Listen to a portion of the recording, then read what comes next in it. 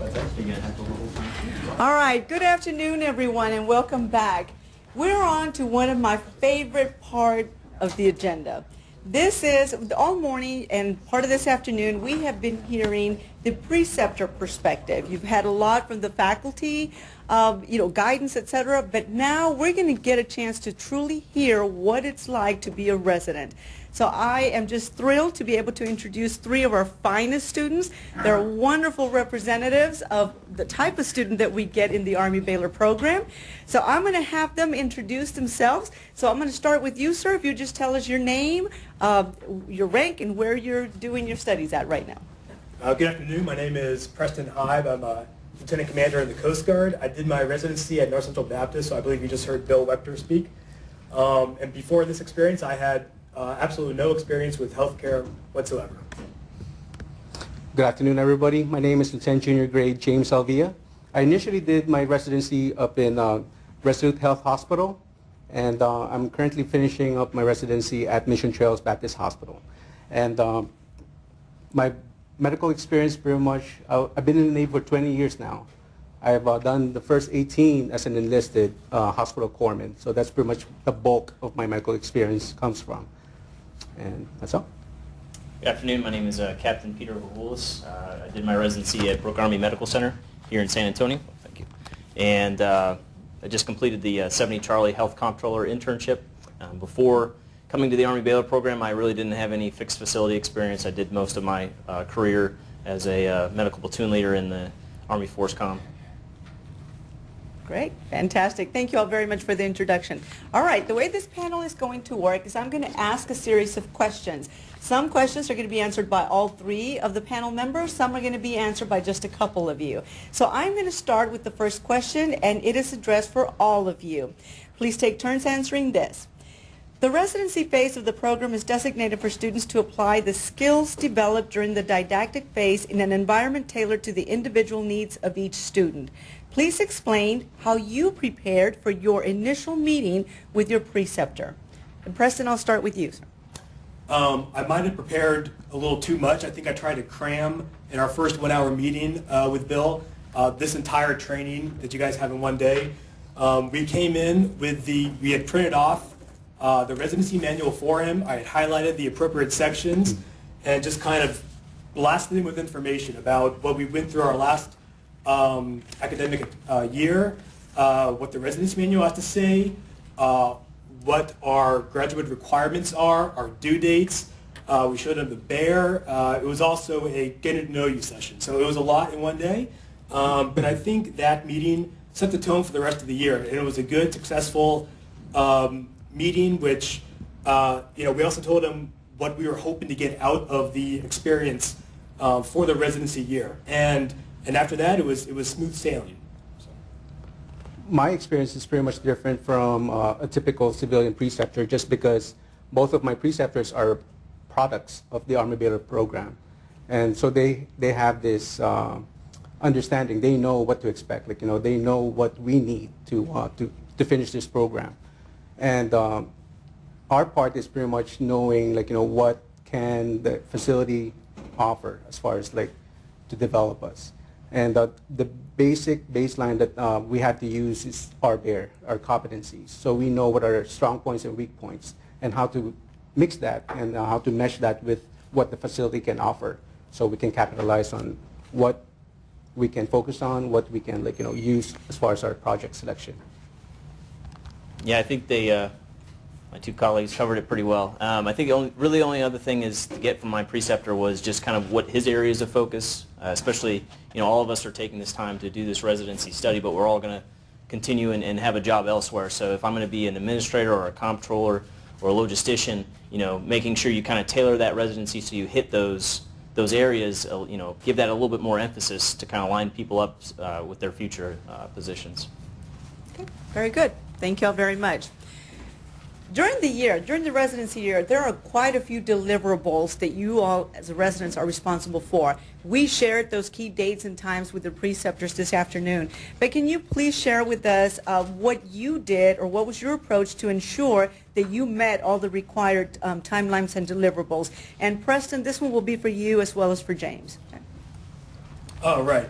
So to start off, I would say it should not be the preceptor's main point emphasis to keep track on that. It should totally be on the resident.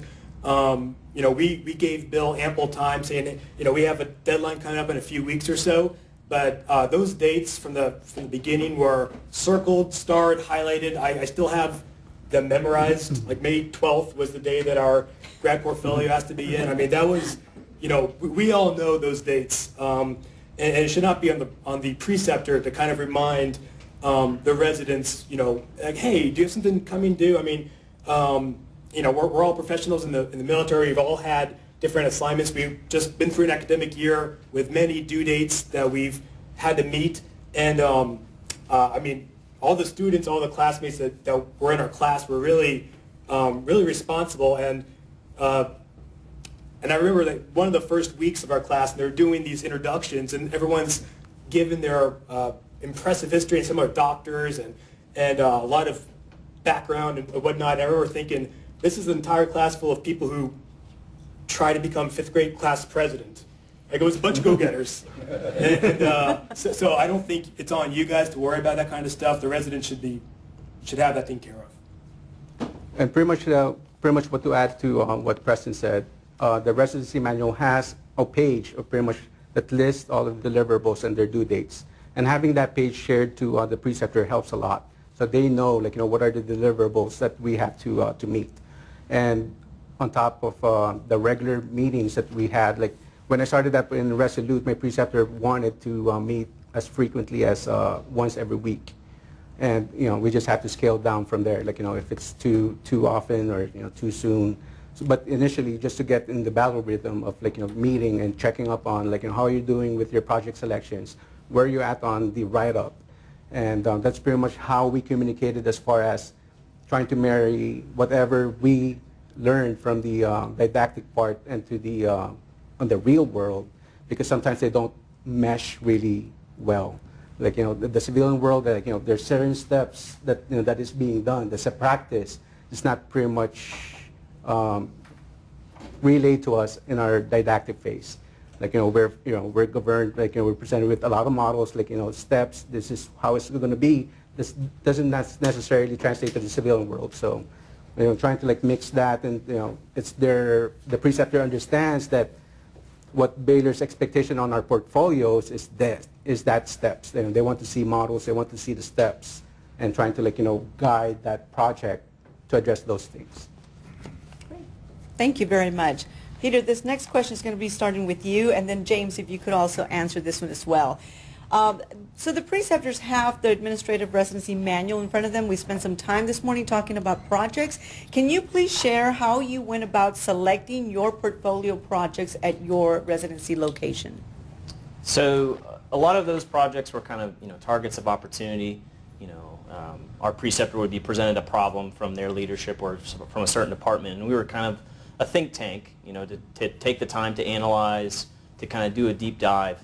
And then really the challenge from there is taking those everyday problems that that come into your office and kind of making them fit into a Baylor graduate, portfolio project. Some of them aren't, some of them are just simple, hey, find the bug, take it out, and problem solved. Some of them did take a lot more analysis, and that's kind of, I think at BAMC, we had a lot of things that were brought to us to, hey, take a look at this, and then just kind of figuring out, which is going to make the cut as far as what's expected from a Baylor graduate portfolio. And if you are having problems brought to you, I mean, again, you have a resident there that's what they can do. That's what we're getting paid to do, is kind of use our critical thinking and our analytic skills that we've just developed over the last year.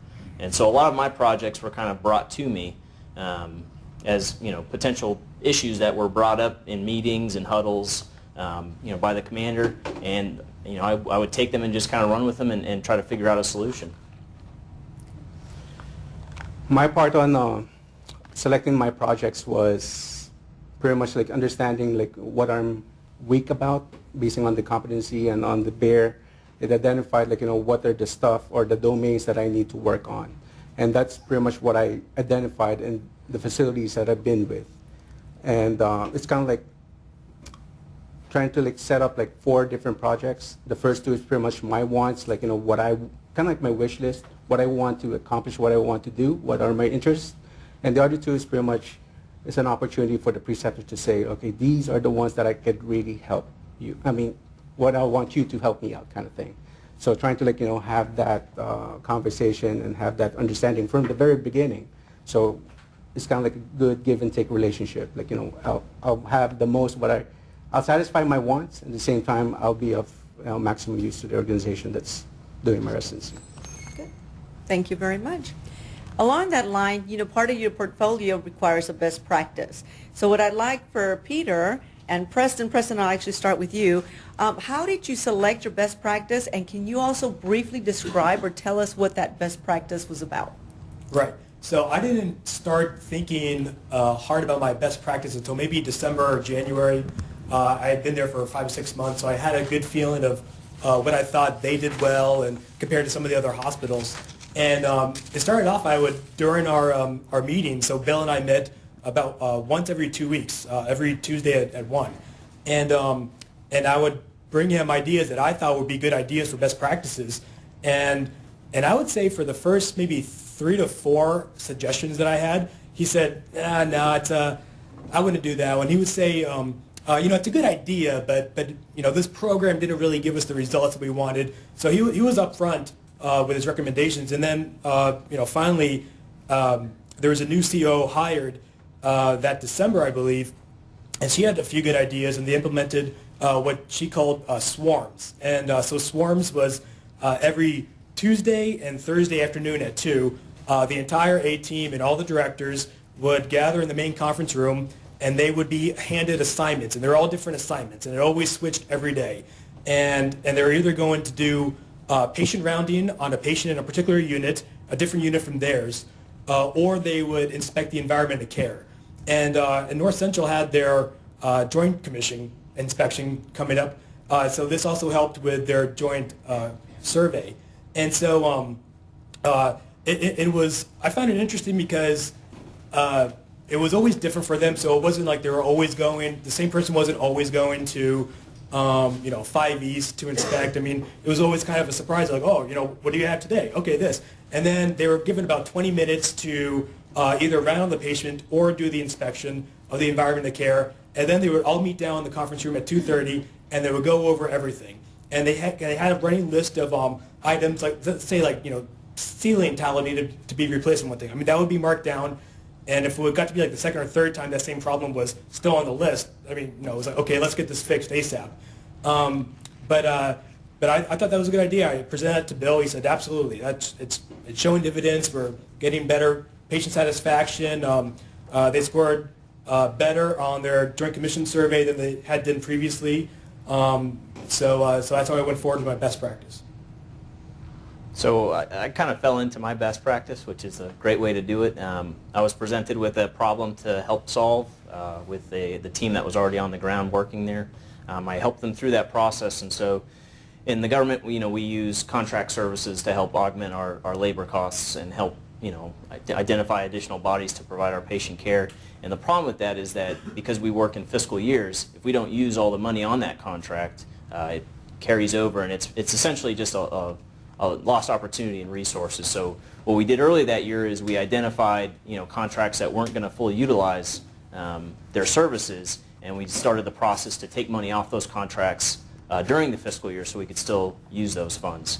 And again, that was just something, I was part of that team that did those, you know, labor cost analysis, you know, scrubs of contracts, and kind of talked to my preceptor about it and said, hey, you know, this is a great way to, you know, maximize our resources as a facility. Is this something that's common practice? And, you know, it wasn't. And so as I did my literature review, I kind of saw that this was an enterprise issue, you know, for government, you know, organizations. So, you know, with the support of my preceptor, you know, like I said, it wasn't something I woke up one day and said, this is what I'm going to do.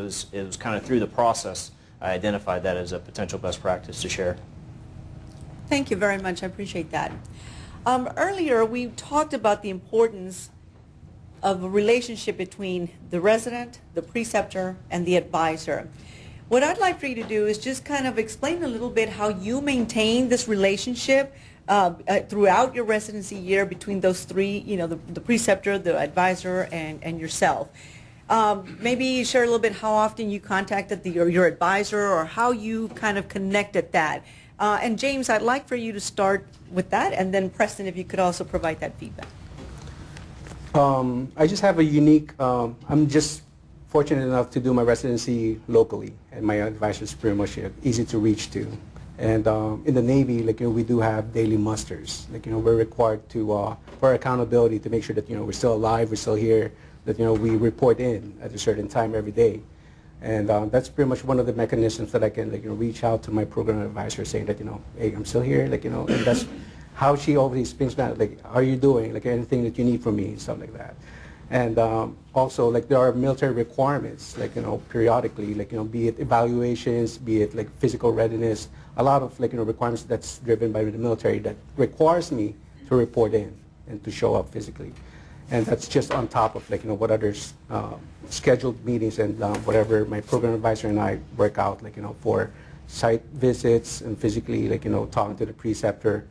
And the preceptor, pretty much like I said earlier, it was driven to, at first, very often, I want to meet every week, let's just have breakfast, lunch, or whatever. I just want to, have this time to, catch up and, how are you doing? How are you settling in? Are you getting all the accesses? And have you identified the projects? And why did you choose that projects? And kind of, share that kind of conversation. Good. So James and I had the same academic advisor, but I convinced her the Coast Guard does not have any kind of muster at all. But I was still able to, I did maintain contact with her throughout the year, especially when it came time for us to submit our portfolio projects. Now, I think I was kind of annoying her at that point. I was sending her stuff and asking for feedback, and I got some really good feedback. And I don't know all of our classmates who had to do rewrites on their projects, but I feel if they did not send their stuff to their academic advisors for them to review, that might have been a big causal factor in that. And so I sent her all of my stuff, and it was a way for us to maintain communication, but also show her my progress. And I'm working on my grad projects. I'm making improvement on them. I'm making progress. In the beginning of the year, my preceptor and academic advisor had a meet and greet. She came to North Central Baptist. We had a lunch or something. So they knew each other, but then the communication was just between me, both with the preceptor and the academic advisor. They didn't really have much communication with each other. And we set up at the beginning of the year also for me to have biweekly meetings with Bill. So every other Tuesday from 1 to 1:30, I was on his calendar.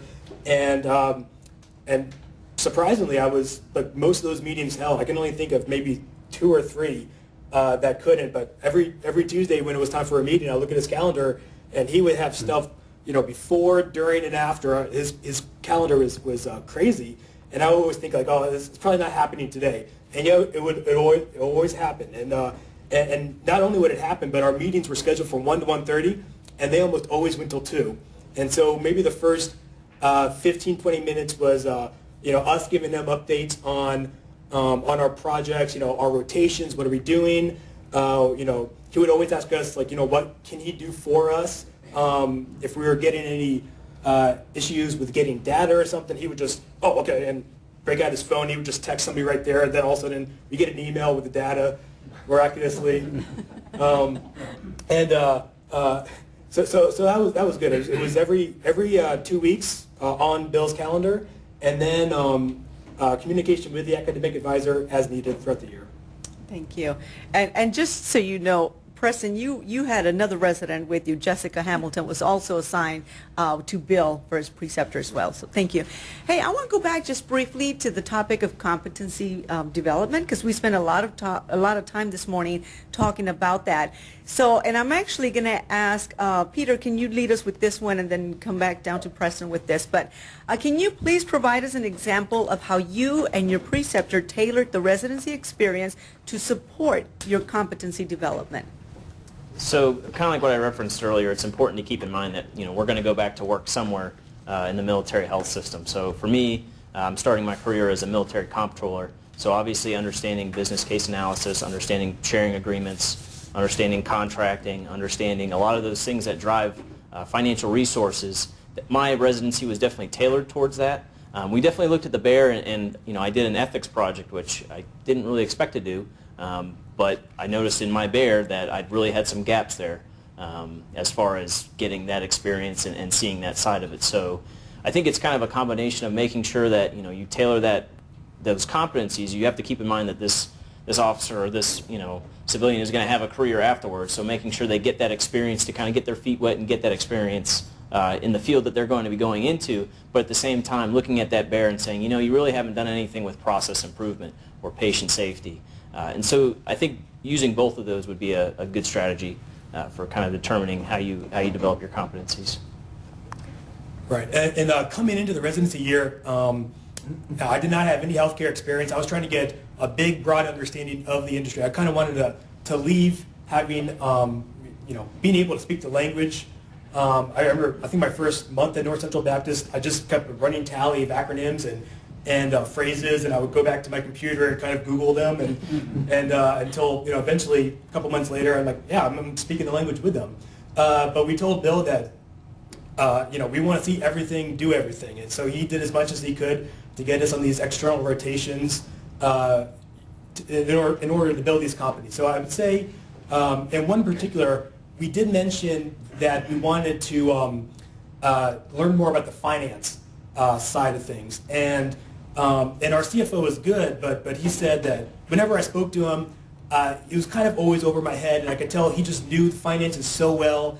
It's kind of like a math teacher that is a bad math teacher because they understand math, but they don't understand why the students don't understand math. So I think that was what was going on with being the finance officer.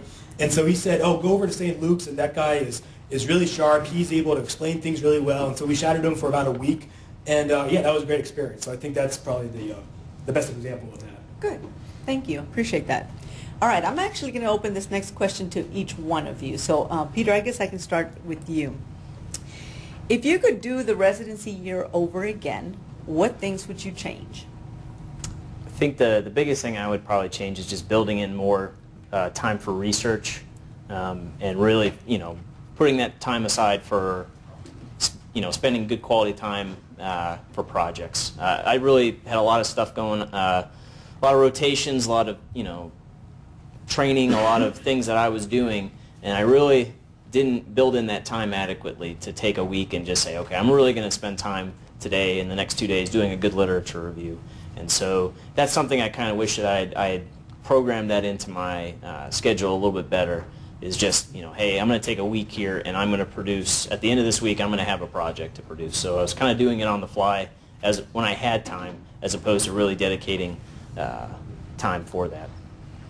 Thank you. Pretty much when I started my residency at both sites, I think that was my mistake about just trying to hit out the different avenues, the different departments, trying to just get my rotations going.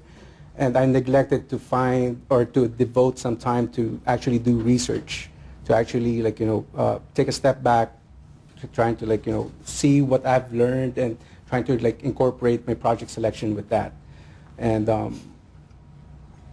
if I did that from the very beginning, I think my my development of the projects, selection of the projects will be a lot better, because devoting time to actually do research, to be able to do some literature review and get stuff with the relation of that rotation would be able to be more significant, I guess, be able to contribute more, be oh yeah, I read something on this journal or this study, I saw this is what you're doing in this department that you can change, something in real time that I can provide better suggestions.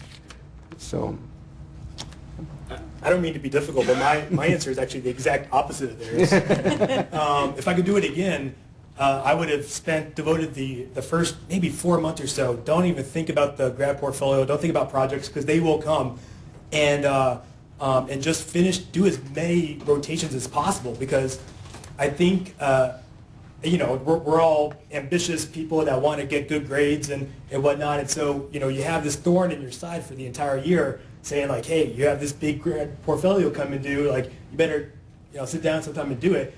And I, maybe around like November or so, I kind of had a minor, and not freak out or anything, but just like, oh man, it's coming up quicker than I thought. And so I devoted like several weeks to get sitting down and doing a couple of projects. And the project went well, but that completely threw me off my schedule for the rest of the year. And it kind of took me a while to get back in the rotation. And then when I went back into my rotations, I figured out that the projects just come to you. I mean, you're making connections, you're meeting these people.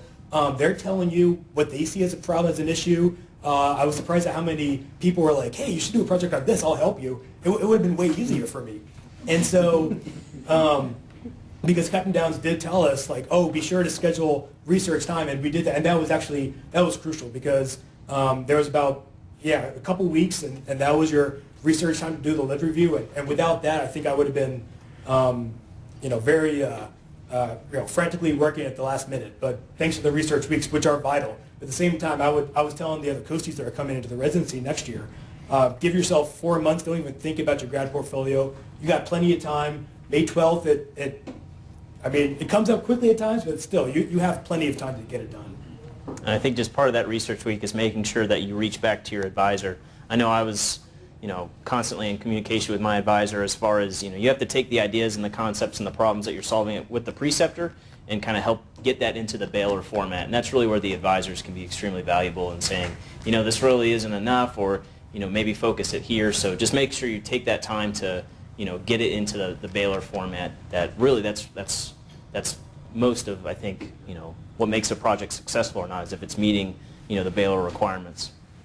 And also, I'd just like to add one more thing about, I would like to, if I could change, my residency years, don't be timid. It's kind of like, how I am, kind of like, timid. I'm afraid to ask, especially when it deals with money. So, don't, I would tell or encourage, if there's a training opportunity, travel opportunity, ask. Especially, if there's a certification in certain areas that you can pursue and you can achieve during your residency year, go for it. Especially, if the facility is, offering Lean Six Sigma or, HR certification and whatever, if it's available, go for it. Because at first I was like, oh, it's going to cost that much, and I don't think, I should ask for that. I was a little bit timid. Hindsight, I communicated that with both Alex and Eric. I was like, you should have asked. It's there, I would have paid that for you. It's one of those things. But I just focused on the experience that, what both facilities has to offer. And, it paid off because, I finally got my ACT board certification. I passed the ACT BOG exam. So I'm now qualified to advance as a fellow. Thank you. Awesome. All right. This next question, I am going to go ahead and open it up to all three of you as well. Did you have any opportunities to interact with other residents from other locations? And if so, what did you learn, or what was the benefit of doing that? And I know you all are local, so it makes it a little bit challenging, but if you did have that opportunity, please share. So I kept in touch with a couple of, the guys I sat in the back row with, and just hearing their different experiences. Just hearing their experiences and kind of bouncing ideas. I think that's, before you bug your advisor, because your advisor also has a full-time job of teaching this year's class. And so, they're available, but they also have another mission. So I think, reaching out, encourage your residents to reach out to their peers and say, bounce ideas off each other for projects. Hey, does this sound like it could work? And they're going to say, no, it's not going to work. And you're like, all right, thanks. At least I know now. So just, but again, everybody had a different experience based on the facility they went to. So just hearing how somebody at a non-for-profit versus a for-profit versus a military hospital versus a VA hospital, just kind of hearing how, we're all doing the same thing, but we do them very differently, and the priorities are very different. It's just, that's something you should encourage, and again, I know this is the next question, but getting out and seeing that in person and seeing, how those different entities kind of operate and what their priorities are really does open your eyes and kind of make things, you see the benefits and the flaws to your own health system, and so it really is a great broadening experience. Yeah, I remember this time last year being kind of jealous of my classmates that were going to like Germany or Hawaii or Seattle, and then, but really, I mean, it was helpful to have a big contingent of us here, we would get together, we would talk about our residencies. I think it was really helpful. And I know some of us helped with each other with writing projects and that kind of thing, so it was definitely useful. And just a little bit different twist. There are also other residents coming from another school, like Trinity is one of them. They participate in the same program.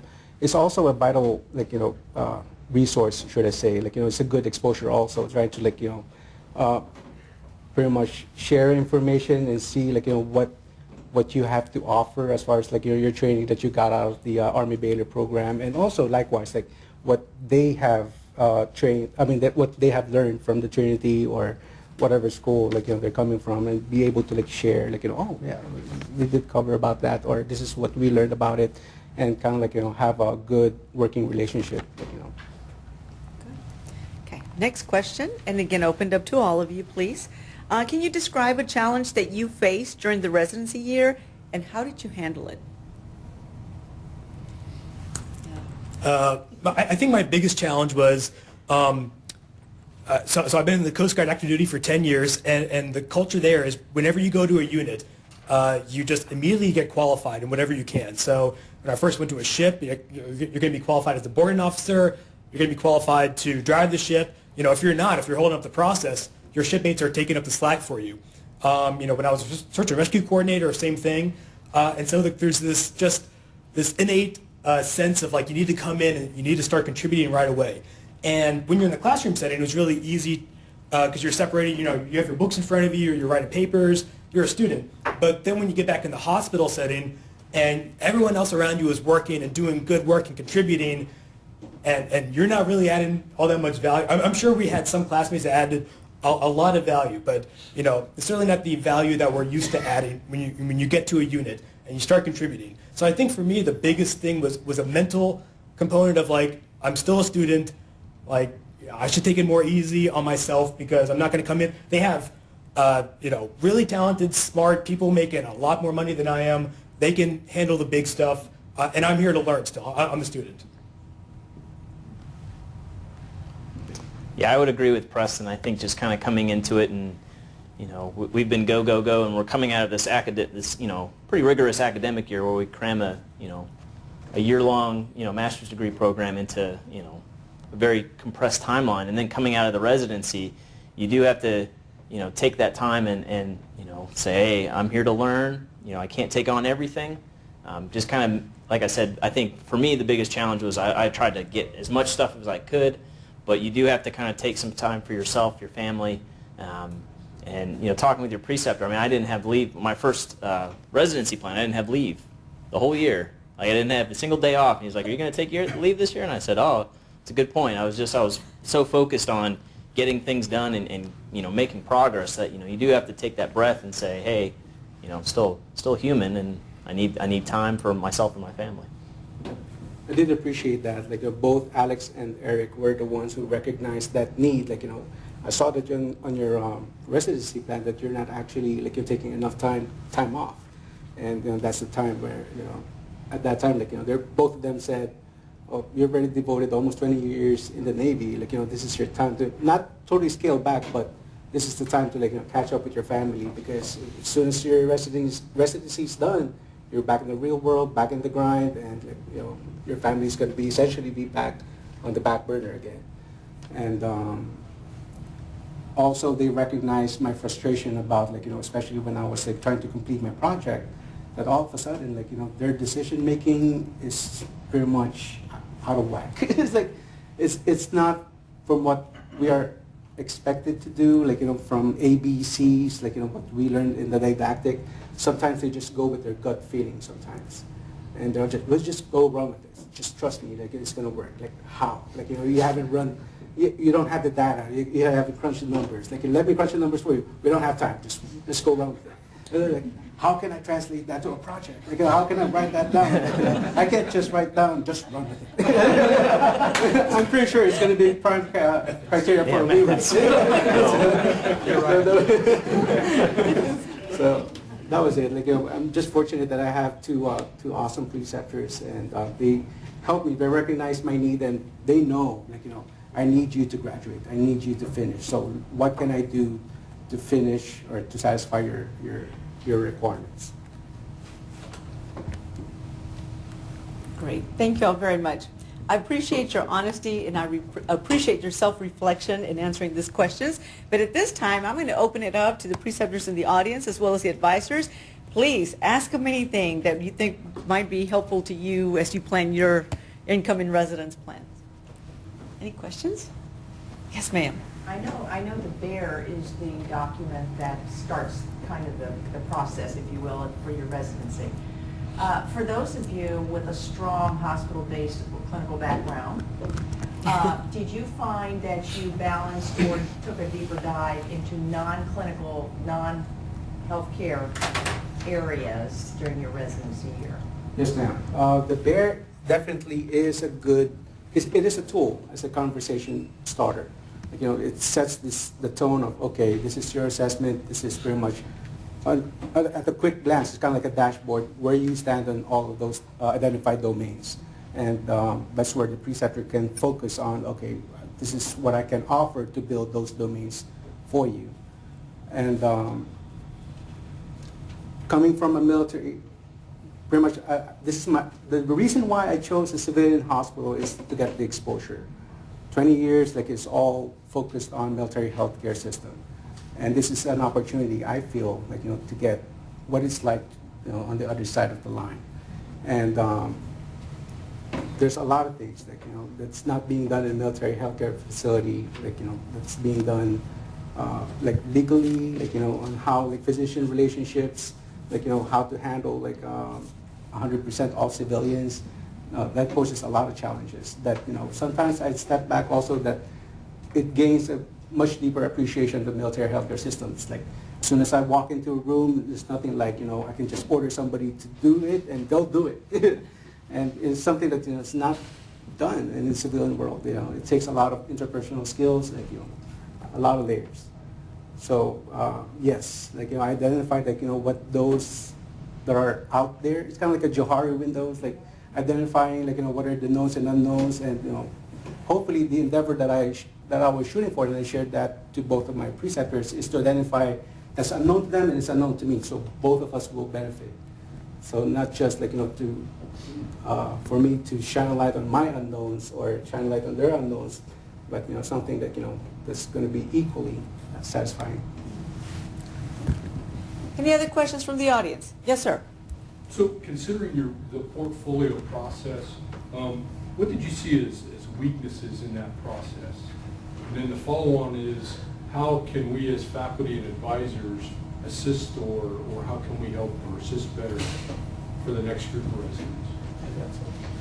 For the portfolio, I know it's already incorporated in the process where the midterm portfolio review, but I also told that to Captain Downs that it would help if there are two more opportunities that we can submit, like, you know, this is my first project, this is my second project, and so on and so forth. It's kind of like, you know, because I feel like the midterm would be, it's like 6 months already in, it's 6 months in. And at that time, that's the only real feedback that we're getting on how we're supposed to write or compose, or how granted, like, you know, the rubric is given, but we don't know how it's being used, how it's going to be graded. So having, like, you know, probably one before the holidays, right before the Thanksgiving, just to, like, you know, give us kind of like a start, like, you know, get us in the mode of, okay, at least I gotta have one project submitted. This is pretty much how I'm going to write it. So at that early stage, I can get a sense of, like, you know, okay, this is what they're expecting. I think for me, sir, you know, for military background, if you show me what right looks like, I can emulate right. And so I think for just having those, hey, this is a successful portfolio. Not saying you have to do a BCA, you know, labor cost analysis, a process improvement, but just showing, you know, this is a good quality project. This is what we're expecting. Because again, and I know that the residency manual this year kind of articulates that a little bit better of what are some good examples, but showing what right looks like for the portfolio and the BEAR as well. You know, just so, you know, what we're trying to do is we're trying to meet expectations, your expectations for graduation. And the clearer that you guys can make that as far as what right looks like, and when somebody doesn't do right, you can say, hey, we showed you what right looks like, so why didn't you do that? So that would be my biggest recommendation, sir. Yes, sir, go ahead. Can you talk a little bit about the triad dynamic? How many times did you, your advisor, and preceptor all part of the same conversation? And any guidance on which direction to go with that? So for my advisor and preceptor met twice. One in the very beginning, they had a lunch, and the second time they met was during my promotion ceremony. And then other than that, it was just one-on-one with me, my preceptor, and then one-on-one with me, my academic advisor. And if there was an issue, I did not have any issues. I was very lucky throughout the year. But if I would have had an issue, I would have gone to Bill first. If I had an issue, I wouldn't have skipped him and gone to my academic advisor and complained about anything. But it was twice overall is when we were all in the same area, and then once every 2 weeks with my preceptor, and then as needed with my academic advisor. Thank you. Emily, did you have a question? Yes. I'm wondering if in doing the rotations, is there an optimal amount of time in each area that you found to be kind of a sweet spot to get to know the department, get comfortable, and understand it well? I think it kind of depends on, like I said, ma'am, your area of focus. So as a resource manager, I spent a lot of time in our resource management department and logistics, and less time in maybe some of the clinical areas just because of my background. So I think there were some areas where I spent a week there. There were some areas where I spent 1 or 2 days. So I think in a lot of things, one of the things James brought up was that based on your weakness, if I know nothing about nursing, I should probably spend some time on the nursing ward. So kind of understanding their background. So I hate to give you the Baylor answer of it depends, but it kind of does depend on that person's background. But I think 2 to 5 days is probably appropriate. Yeah, I found my residency plan was continually changing. So you submitted in the beginning of the year. I doubt anybody has followed that plan 100%. And so I think at one point I had a week that I was going to be in the lab, and then after 1 day I was like, okay, I got it. Thanks. I'm good. And then things come up like an ECHE conference would come up, or Bill would say, hey, I got you scheduled to go on a star flight in Austin. So we spent a few days doing med flights, and that was incredible. So it just completely changes and it alters, and I think it also depends on what you're doing for your project. Thank you. Yes, sir. So this year, one of the things Ms. Bailey started was a quarterly telcon with all your colleagues and with the staff. I just wanted to get some feedback on how that went, meaning was that the best avenue, a telcon or a videocon be better, or was it enough or too much? I think it was enough. Okay. I think a telecon could be very, or telecon, videocon, or Videocon will be. I would recommend no, Okay. no videocon. But a telecom, that was fine. That was adequate. In the beginning, I remember feeling really inadequate hearing Phil Caberline talk about all he did. But other than that, I think it was helpful. It was also helpful. It was also kind of good to hear everyone's voice after a while. And actually, a bunch of us were at an ACHE conference, and we all went out. We all kind of huddled around the same phone on speakerphone during that time. So it was good. It was helpful. Awesome. Any other last questions? Okay. Well, thank you again, gentlemen, very much. I appreciate you providing an in-depth look at the residency experience. Audience, I hope this gives you a better idea of how tailored, how unique each resident experience really is. I thank you all very much for your time. One last quick question. Any words of advice or wisdom for the preceptors out here? Oh, no, he's like, no, make it happen. Putting you on the spot. We're good. I think we're good. Don't look at me like, wait, that didn't come in. The residents, they're smart, ambitious, responsible people. I don't think you need to micromanage. It's just a good experience for them to just kind of sit back and see a different side of things other than the classroom side of things. Great. Okay. Well, thank you all very, very much. I appreciate your time. How about a round of applause for our preceptors?